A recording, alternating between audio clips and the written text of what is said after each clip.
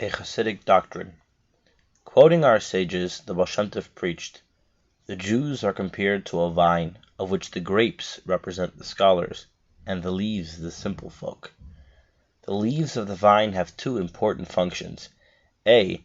They are essential to the growth of the vine, and B. They have a paramount task of protecting the grapes, and therefore are of the greatest importance, since the power of the protector is greater than that of the protected." This and similar teachings of the Baal Shem Tov serve to uplift the spirits of the simple folk and raise their self-esteem. The work of the secret followers of the Baal Shem Tov was widespread and was carried on with a high degree of discipline. Thus, when the time came for the Baal Shem Tov to be revealed, many towns and townlets were already well-established centers of Hasidism. The disciples of the Baal Shem Tov were at their appointed posts, each with a definite task, and all serving the same definite aim, the uplifting of the Jewish masses. In the course of 25 years, the teachings of the Baal Shem Tov were in this way spread from Podolia over the Ukraine and Poland, and were also brought as far as Lithuania and White Russia in the north. Lithuania, however, was the most difficult fortress to capture. Lithuania was not only the center of Jewish learning, but also the center of opposition to Hasidism. The opposition came from two directions: from the Misnagdim, who already before the time of the Baal Shem Tov's revelation raised a storm of protest against this new way of life, and from the Frankists, with whom the Baal Shem Tov and his disciples had many discussions in public and always emerged the victors. After the passing of the Baal Shem Tov, these opponents expected the Hasidic movement to collapse, as there could be no one now to stand at the helm. The enemies of Hasidism knew little that the Baal Shem Tov had built up a strong organization, a well-disciplined corps of workers to carry on and make progress. Rabbi Tzvi, the only son of the Baal Shem Tov, had been appointed leader of the Hasidic world. He was not strong enough, however, to carry on with this appointment, as it called for exceptional powers both within the movement for his own followers and outside it for those in opposition who were already beginning to raise their heads. On Shavuos 5521, the first anniversary of the passing of the Baal Shem Tov was held.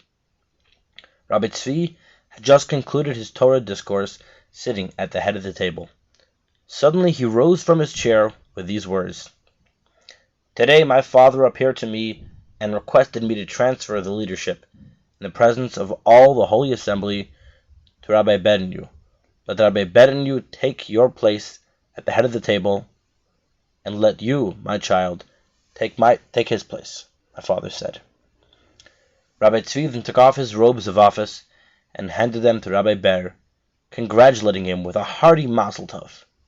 They exchanged robes and places, and thus Rabbi Ber became the Hasidic leader. Under his leadership, the Hasidic movement began to spread and grow anew. Later, when Rabbi Ber was already in Mizrich, there carrying on his holy work, drawing new disciples, the best and the finest spiritual forces of that time, Rabbi Shner Zalman was also attracted and became a disciple of his. It was this Rabbi Shner Zalman, known by his followers as the Alter Rebbe, upon whom fell the task of capturing the strongest fortress of opposition, Lithuania.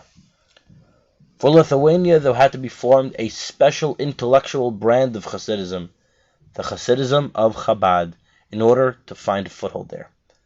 This particular kind of Hasidism, based on wisdom, understanding, and knowledge, was founded by the Alter Rebbe only 5 years after the passing of the Baal Shem Tov, 4 years after Rabbi Dov Ber, the Maggid Mizrich, had taken over the Baal Shem Tov's position. As already mentioned, Rabbi Shner Zalman was bound up with Lubavitch, where he studied in his youth under Rabbi Yisachar Dov, and therefore, though the Alter Rebbe had his home previously in Liozna and subsequently in Liadi, Lubavitch may be said to be the real cradle of Chabad Hasidism. In the next generation, however, when the Mittler Rebbe settled in Lubavitch, this town became the actual seat of the Chabad leaders.